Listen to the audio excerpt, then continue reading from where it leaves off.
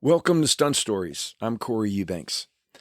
As a professional stunt performer, you like to be able to share with your friends and your family some of your greatest accomplishments. But it seems the majority of the time, at least for me throughout my career, I was sharing the majority of my screw-ups, my mistakes, the stunts that didn't go exactly as they were planned. And it's funny how it seems that those stories are usually the most entertaining. And I have one I would like to share with you that was quite humiliating. And it was on a movie of the week. And I was playing the part of a cop, LAPD officer. And in this scene, I had to screech around a corner. We were downtown Hollywood, kind of border of Hollywood and Los Angeles, and come down this hill. So I came in from a left to right progression, sliding this around this corner and racing down the hill toward camera. And in this large intersection, I was supposed to skid this police car to a stop on a very specific mark. Open the door, climb out, pull my gun, aim camera right, and fire 3 shots, 3 blanks. These were full loads, blanks. That was the shot. That's what I needed to do. But it was imperative for camera, for the focus that they had on this long lens, that I had to stop my vehicle on this very specific mark. Now, when you're in the middle of an intersection, and you really have no reference to a mark. It's not like you have a pole very close to you or some object that you could gauge your distance from. This asphalt in this intersection had 3 or 4 manhole covers, a bunch of different oil stains and some cracks, and everything kind of looked very similar. There's nothing stood out like, yeah, I can use that as a definite mark. But I did find this one kind of funky shaped oil stain that lined up when I was parked kind of at a 45-degree angle. And it lined up like with the tip of my driver's side mirror. And I thought, well, if I could just place it right there where as I'm looking to my left and I could just touch my edge of my mirror to that funky looking oil stain that's out there about 15 feet to my left, I'll be on my mark. And then also, I was thinking, well, I could do a long emergency brake slide coming into it to kind of scrub off some speed if I'm thinking I'm going to go too far, because it was kind of a slight downhill camber to this intersection. So I get up to my number 1 starting position, which was up the road, maybe 150 yards and around the corner. And I'm full figure. LAPD cop. I've got my gun belt on, and they gave me a prop watch to wear, and I got my lap belt on so I don't go sliding all over the seat. I'm really very funny about having my butt really, cinched down tight in my lap belt, man. I don't like to slide across the seat at all. I want to feel like I'm a part of the vehicle. That seems to help me a lot. So I'm waiting around the corner, and they're going to shoot the rehearsal because, again, they worry about the skid marks, and they worry about, back in the day when this was probably in 87 or 88. They were just kind of getting into the technology of CGI and being able to rotoscope out various things that they don't want to see in the frame, such as skid marks. So they said, well, let's shoot this rehearsal. So, I'm pumped up. The adrenaline's flowing through my veins. I want to do a good job. I'm still young and building my reputation in the industry. And I come into this, when they call action, they roll camera, ready, Corey, and action. And I come flying down around the corner and hit the e-brake and do a very nice, in my opinion, for what my driving skills, my ability is. I did a very nice 4-wheel drift around this intersection. I had nothing to hit. It wasn't like I'd have to have gone another 15, 20 yards to get into the curb on the other side. So it makes you brave when you got a lot of real estate. And I just came in at probably 50, 55 miles an hour, hit the e-brake, pitched it. And also what I was doing back in that day when I was driving, this was a Crown Vic, this police car, I would normally put more air pressure in my front tires than I had in my rear tires. Not very many stunt guys would do that. They would all have their back tires with the majority of the PSI. They'd have it pumped up to 55 or 60 pounds and run their front at about 32 to 35. I was putting 55, 60 pounds of pressure in my front tires and only running 35 or 40 in the back.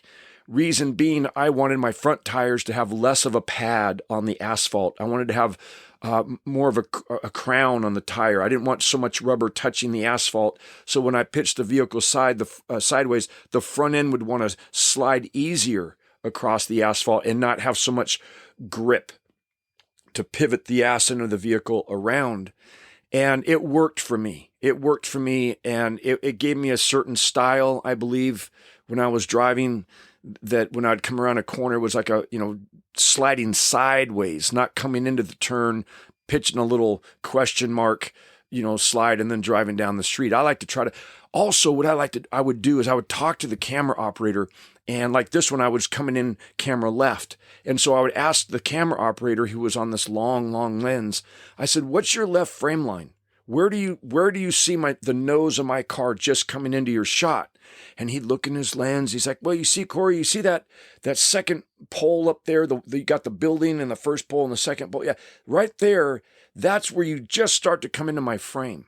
I said, all right, thanks, Bill. So when I got up to my number one, I knew where that second pole was, and my game plan was to already be committed into a big slide so that when I come into the frame, the camera's frame, I'm already initiating that big drift, that big sideways, skid. So it didn't look like I was driving straight and, oh, I forgot I need to make a right-hand turn here. Now I'll just do a funky little slide. And I've always thought that looked kind of silly. So my whole analogy was, let me let the audience believe that I was coming in so fast that I almost overslid and couldn't quite make the turn. But I always knew I was going to be making that turn. I always knew I was going to be going that direction. But I was just coming in so fast that I had to pitch the vehicle sideways to make that turn. Anyway, that's kind of been my signature of style of driving, police cars and any kind of car that we're doing an action chase. So I take off, I do this, what I felt was one of my best slides, and I thought, wow, I'm really impressing them now. I'm stoked. I'm proud of myself. I got my confidence now because I did really good. I could have washed out, could have made a fool of myself and spun out in the intersection, and they'd have to cut cameras and go back to number one. And that's happened numerous times that to myself and to every stunt driver who's ever slid a car through an intersection. There's those times you wash out. You just overcommit, overslide, you go into a curb, or you just end up throwing a 180 when you only wanted to, pitch the car sideways and do a nice drift. It happens. It's just like, hell, professional basketball players sometimes shoot for the hoop and they miss. It's just part of the business. It's just part of what happens. So I was very proud of myself. I did a very good slide. I was coming down the hill towards camera, racing down the hill, and very confident. And I looked up ahead and I saw those manhole covers. I saw, as I was getting closer, I saw, oh, I'm going really fast. I better hit the emergency brake, start doing this long e-brake slide, and very gradually go into all fours to start to apply the front calipers so it would start to slow the vehicle down a little bit.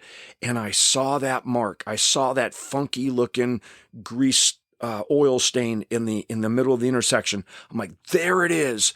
And I already had my eye on my side mirror, and I just kind of like you would pull up to a stop sign, to the white paint line on the road. I was doing the same thing. I was just going to come and let my mirror just touch that mark. And I slid up, but the back tires were screeching because I had the e-brake locked up, but my front tires were just gradually slowing down the vehicle, But it didn't look like that. It looked like I, came in and screeched to a stop and bam, came to a stop. And I'm like, oh my God, I nailed it. I'm right on my mark. I was so excited. And I'm like, okay, Corey, go on with it. And I hit my lap belt. I flick open my door. I start to jump out of the vehicle. I'm now going to pull my 9mm Beretta, my gun, and I take aim, camera right, and I go to fire my shots, and the car starts rolling away from me. Because, like an idiot, I forgot to put the car in park. I was so excited that I'd hit my mark. I knew that I had to jump out right away, open the door, release my lap belt, pull my weapon, take aim, camera right. I guess I just had too many things on my mind and I couldn't process them all and left out one of the most important things to do. Put the car in park. And this Crown Vic, I don't know if it was because it was a slight downhill camber, or maybe when I stepped out, I pushed against the floor mat. Maybe it pushed into the accelerator. But this damn car, it was like, I'm going to humiliate Corey. And it actually picked up speed. Because I was thinking about running after it to jump in, to, throw my foot on the brake and stop the vehicle because it was going toward the crew. Just off camera, there was a crane, there were grip carts and electrical carts and, 15, 20 crew members. Even the script supervisor was sitting in her little chair watching. And this police car starts going right for her. And I'm thinking, oh my God, I'm going to kill somebody. This is my fault. What do I do? And I just stood there like helpless, watching my career fade away, watching my career be taken away from me from this damn Crown Vic police car. It's going to take out the whole crew. Nothing I could do. And everyone scatters, and thank God that script supervisor who was sitting in her little chair, she must have been like an Olympic gymnast or something, because she just damn near cartwheeled out of the way. Very athletic. I was shocked because she was not a young woman, but she was very, very limber and very athletic. Thank God, because she dove out of the way, and the police car goes and kind of veers to the right just a little bit, and there are two motorcycle police bikes parked along the curb. It goes right for the motorcycle cops' bikes, hits both of them, ba-bam, ba-bam, knocks them over, kind of changes its direction and goes about another 15 feet and crashes right into the craft service table, and just spills all the food and the coffee and everything goes thrown up onto the sidewalk. And finally the car stalls and comes to a stop. And people are yelling and panicking and oh my God. And I dropped my head. I thought, that's it. I'm done in this industry. I'm done. And nobody knew that I had actually hit my mark and did really an incredible job. I was right on the money. Nobody knew. All of that just was forgotten or not even addressed or acknowledged because I almost, killed the entire film crew. So those things are recoverable. Those things are, mistakes are made and things like that do happen. There was a time working for Pee Wee Piemonte on a show, and I had to be T-boned. That's when another vehicle hits you in the side. I was driving a van. I had to be T-boned by Eric Norris, Chuck Norris's son. And he hit me so damn hard and hit me in the back axle that it snapped off my rear wheel. And that rear wheel, it spun me into a 360, and that rear wheel took off down the street. And as it took off down the street, it was wobbling, but it then started to bounce. And this wheel going, I don't know, maybe 40, 45 miles per hour, started bouncing. And it bounced up over a chain link fence, went down this hillside, and went right under the Santa Monica freeway, right in front of a motorcycle cop, who grabbed his brakes and almost did a nose wheelie to avoid hitting this tire.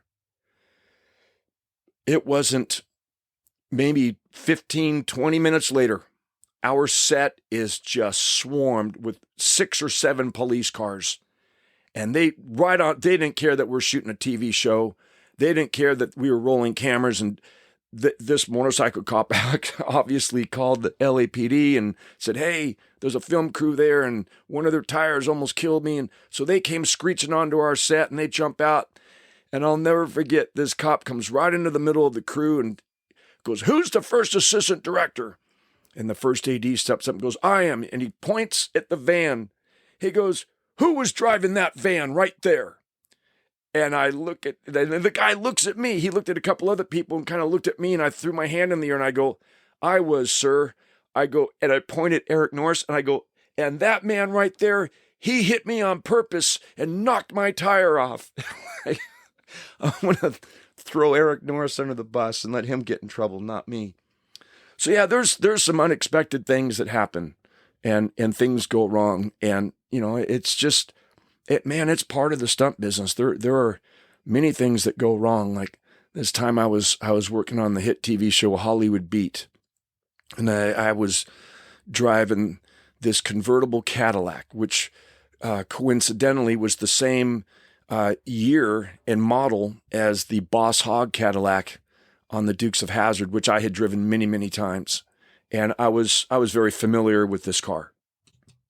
And I actually think I impressed my boss, John Moyo, when we did the pilot for Hollywood Beat on Hollywood Boulevard. And I had to take off in reverse and pitch a reverse 180 across Hollywood Boulevard. Is all this, we had some stunt drivers that were doing cross traffic. Some were coming from right to left and some from left to right. And they would, be blocking me. But as soon as they would cross each other and it would open up the gate and I could throw my reverse 180 and thread right between the middle of them.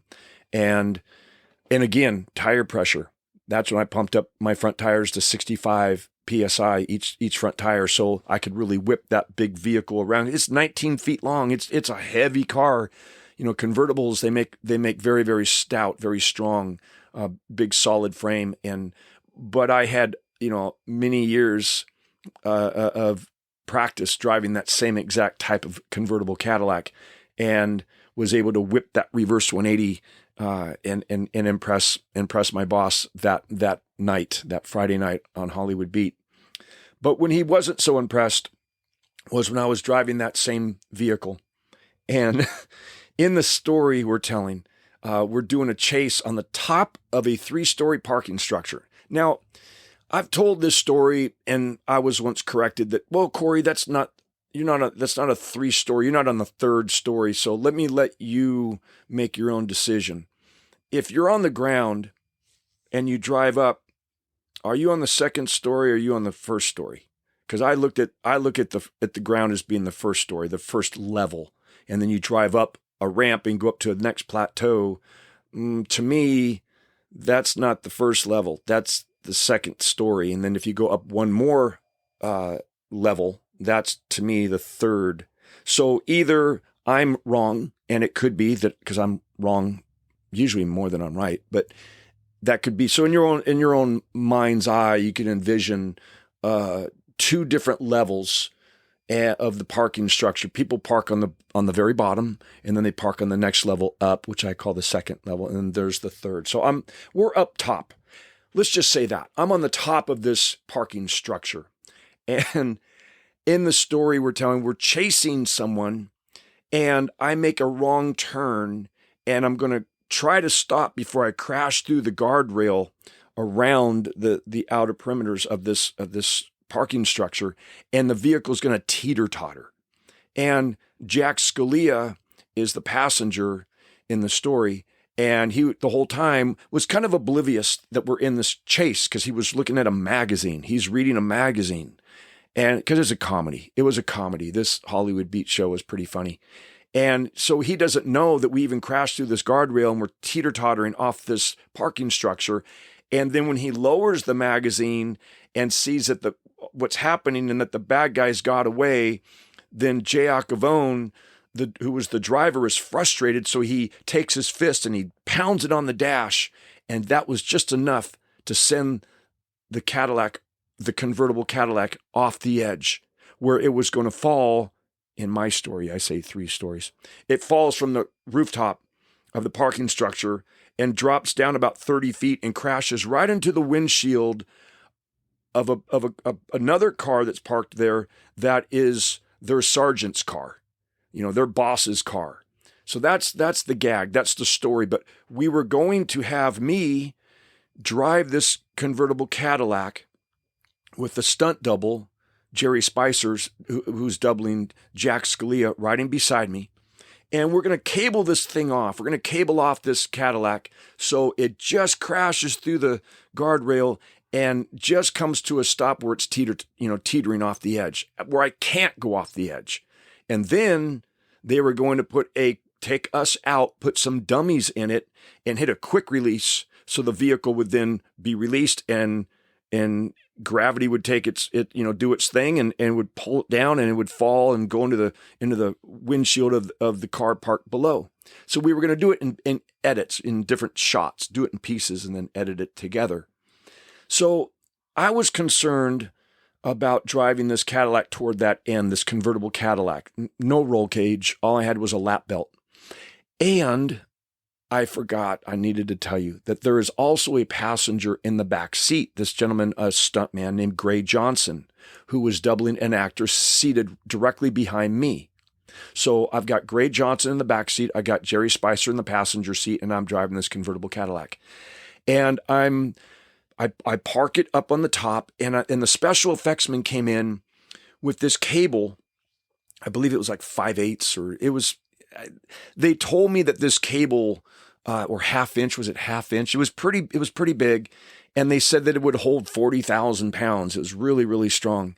And what we did, because we did this on the Dukes of Hazzard, and it works, is they take a tractor tire or a big, huge semi-truck tire, and you wrap the cable around the tire, on the inside, not around the outside of it, just around one of the walls of the tire.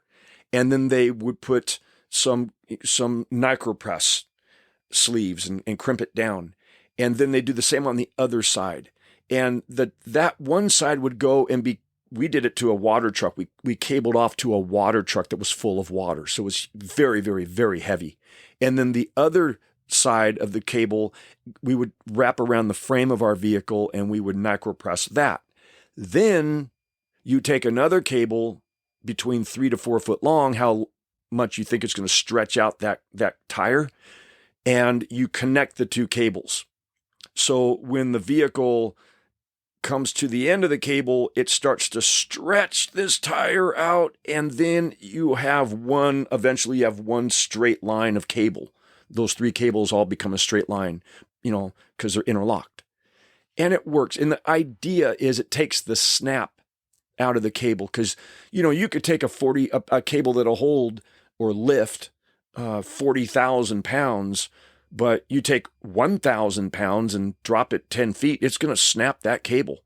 They're designed for a deadlift, not something that has snap on it. So we had explained that to the special effectsman that was our methodology. That's how we wanted to have it rigged up. So I don't know if they were a little perturbed because, the stunt guys are telling them how to do their job, but that's how, and I had told my boss, John Moyle, that's how we had done this before on the Dukes of Hazzard when Russell Solberg was driving and I was passenger out there at Indian Dunes, and we had to go toward the edge of a cliff and skid to a stop right at the edge of the cliff, and we used that same system.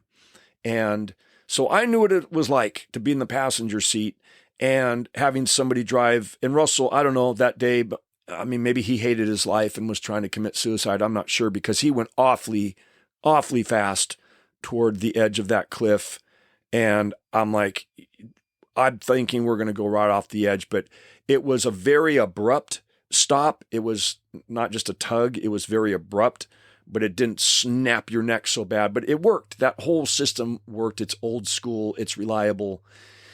So now we are now on Hollywood Beat, and the effects guys are rigging it up. And I just kind of walk over there to see how they're doing it. Because I was also at that point in my career that I was going to this company called Versailles, where they actually, thread the cable and make them. And make all different types of cable connectors. And I knew that I had been educated that you want to use a Nigropress, not a Crosby's. Crosby's are the one that looks like a horseshoe and a saddle. It's like a U-bolt, and they put over it, and then they have the two nuts and you tighten them down. And that is not what you want to use in a situation like this. And also I knew and that's what these special effects men were using. They weren't using Nigropress sleeves. They were using these Crosby's, and also they were flip-flopping them.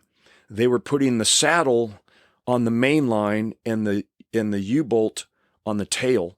But then the next Crosby, they would flip it over and put the U-bolt on the main line and the saddle on the tail. And the theory is that U-bolt, as you crimp it down, it stresses because it's digging into the main line of the cable, and you don't want that. It weakens it. And so I just kind of mentioned that to them. I go, hey guys, we're not really supposed to flip-flop those Crosby's, aren't we? I mean, because it doesn't the U-bolt stress out the main line, and shouldn't we really be using some Nigropress? And the guy rolled out from underneath the Cadillac and threw the tools down and says, if you know so much, why don't you do it yourself? And walked off. And I was like, oh my gosh, I pissed off the effects guy. And maybe I should have just kept my mouth shut, but I was concerned, about my own safety and the safety of Jerry Spicer and Gray Johnson, and that's why I spoke up. So I thought I'd better go and tell John Moyo, my boss, what just happened. And so I did. And he went and he spoke to the effects guys, and I could see him in a distance. They were having a heated argument about it. And then all of a sudden, John came. I see them going back toward the vehicle, and then I see John come up to me. And John said that he got everything straightened out. They're going to put the Crosby's on so that they're not flip-flopped. They don't have Nigropress big enough to go over the size of that cable, but they said if it'll make you feel better, Corey, they'll take additional cable and they will go to the opposite side of the frame of the vehicle and they'll tie off to another truck. That's what they were using for the Dead Man. Like we used on the Dukes of Hazzard, we used a water truck full of water where they were using these crew cabs, these 4-door crew cab trucks that are not that heavy. And I was even worried about this Cadillac pulling the crew cab, and us going over the edge. So I was even nervous about that. It was a miserable day that day. It was a lot of stress. It was middle of the summer. It was, damn near 100 degrees outside. And it was just very stressful that day. And they said, well, we'll take another cable and we'll tie off to another crew cab. And just in case this cable does snap, we'll make that cable a foot longer and then it'll kick in. And that'll just be an additional safety cable. If that'll make your stunt guys, happy. And I said, yeah, John, that's a great idea. So I back up the Cadillac, and as I back it up, this team of effects guys now, there was like 4 of them. They had to coil the cable up as I was backing up. And they wanted to see a rehearsal. Camera wanted to get an idea because they were also filming from a crane down on the ground looking up. And this crane was going to lead me in. And they wanted to see, well, how long is it going to take Corey from, going across the parking structure to get to the barricade that he's going to bust through? And so we're going to do a rehearsal. And not hit the barricade because they had scored it. They had taken these saws and scored the metal, so made slits through it. So when I would hit it, it would bust open easily. And I do this rehearsal, going maybe 15 miles per hour. And as I approached the guardrail, I stomped them on the emergency brake to make a screeching sound and kind of scrub off some of the speed. And just before I was going to crash through the guardrail, I hit all 4s and stopped about 2 feet from it. So they saw how fast I was going, and they said, okay, we're ready to do this. This next time will be picture. We're going to roll cameras. And so we were backing up, and Jerry Spicer was asking me. He was nervous. He's like, this is going to be okay. You sure these cables are going to hold? And are you? And I said, he goes, what if that tire rips in half? I said, Jerry, We did the same exact stunt on the Dukes of Hazzard. Russell Solberg was driving. We're at Indian Dunes. I told him the whole story. I said, dude, this is 100%. We're going to be fine. You're going to feel a little bit of a tug, and it's going to just come to a little bit of a snap, and we'll be fine. We'll come to a stop. So they roll cameras. They call action. I take off, same speed, 15 miles an hour, maybe a little bit faster. And as I got closer, I could see my other skid marks because they were already on the cement surface. And I hit my emergency brake and skidded right over the tops of those. And just when I thought I'm going to bust into that guardrail, I was going to let my front tires go off the edge and then just stomp on the brake a little bit to kind of scrub off some of the momentum. And I was a little bit late on that. And it went over the edge, and we didn't even feel a tug. I didn't feel any kind of resistance at all. We just drove right off the edge of this parking structure and fell, I say 3 stories because it sounds more exciting, but we fell off the top of the parking structure. And I'm like, oh my God, I can't believe it. We went off the edge and we're going straight down for this parked vehicle. Thank God it was there because it was like going into a metal fall pad. When we slammed into the windshield, it absorbed a lot of the impact. And I was pushing against the steering wheel as hard as I could. And because I didn't have shoulder straps, I just had a lap belt. But Jerry Spicer, he was holding a magazine and he wasn't prepared for us to go off the edge. So he wasn't bracing himself. And his face just smashed right into the dashboard. Just bam, and just blew out his nose and his mouth, and just blood everywhere. And Gray Johnson smacked his face, who was behind me, into the back of my seat, my headrest, and really hurt himself, his jaw, and snapped his neck.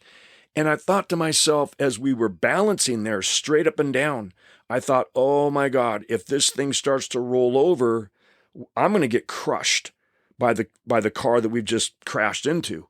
And I remember reaching down for my lap belt, like I'm going to pull my lap belt and dive out over my door to the ground, which was like, I don't know, maybe 6 or 7 feet to the asphalt. And I remember thinking to myself, God dang it, that asphalt's going to be so hot because, it's just been a hot summer day. And which is worse, Corey, being crushed by the vehicle or getting onto the hot asphalt? And I'm like, I'm going to go for the asphalt. And just then, the car we had crashed into, it must have kicked into neutral because it started to roll backwards. And I felt my car, the Cadillac starting to fall back toward its wheels. And so I just rode it out and we came to a rest. So that freaked out everybody. That wasn't supposed to happen. And the camera operator on the crane named Lee Nakahara actually captured the whole thing. And I remember talking to him years later on the set of another show, and that story came up, and he goes, yeah, I got the whole thing. And he goes, I knew that was going to happen. I go, what do you mean you knew that was going to happen? He goes, oh yeah, I just knew you guys were going to go off the edge and go all the way down to the bottom. I said, hey, Lee, if you're so psychic, maybe next time you could come tap me on the shoulder and let me know. I'll listen to you. I'll believe you. Okay. So I thought that was kind of funny, but what wasn't funny now was trying to figure out what went wrong. That was when the tempers were getting very heated. I was mad. John Moyle was mad. Everyone's pointing fingers at everybody. And well, what had happened, because there was a little investigation that went into this, part of it by myself when I stormed back up up the stairs to go to the top of the parking structure to look at the tire and what had happened. Well, apparently they did not tighten those Crosbys down all the way. There were 6 of them, 3 on one side and 3 on the other. And that weight of that Cadillac was enough to pull the tail all the way through the Crosby. So it just unfed. It just pulled it through and we went right off the edge. When the second cable kicked in, they had tied that off underneath this other crew cab that had a trailer hitch that had a 1/2-inch plate of steel at an angle. And they had gone down underneath that plate of steel and wrapped up to the frame. Well, that plate of steel had a sharp edge to it, and it sliced the cable.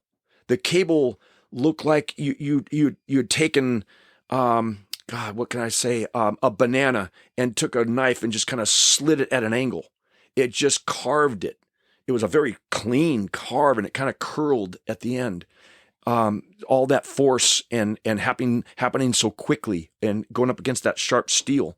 So the first cable, it just unfed, and because it was the same length as it was, and those Crosbys were laying up there on the rooftop on the third story, and the other cable was cut in half. So we ended up going the following week. We had to go into Aaron Spelling, into his office, because this was a major accident on set, and 3 people could have been killed, and he wanted to know what had happened. And it was very awkward and very uncomfortable to be in that room and have to, because I got called in, and already in the room was the head of the special effects department, and John Moyo, and I think a couple of attorneys, and all businessmen suits, and all had that same intense look on their faces. And they asked me what had happened. And I told them the story. And the special effects guy says, well, we were under the impression that you were going to be going 1 mile an hour. And John Moyo just jumped up. He goes, are you kidding me? You walk 3 miles an hour, and this was a chase scene, and you saw the rehearsal. He went to my defense. I love that man. He can get a little heated up, but when he's got your back, he's got your back. So that was a very intense thing in my career, and boy, did that story circulate through the stunt industry like wildfire. It was, by the following week, it was a 6-story building, and my car was on fire, and it did a flip and a half and crashed to the asphalt. I couldn't believe how that story had gotten blown all out of proportion. But heck, you know what? Can't let the truth get in the way of a good story. But that's what happened. That's exactly what happened. That's the way it went down. So listen, I appreciate you listening to my stunt stories. I hope you are enjoying these stories that I'm telling you. And if you would please consider subscribing and tell your friends for me about stunt stories. Help me spread the word. It'd be greatly appreciated. Thanks so much.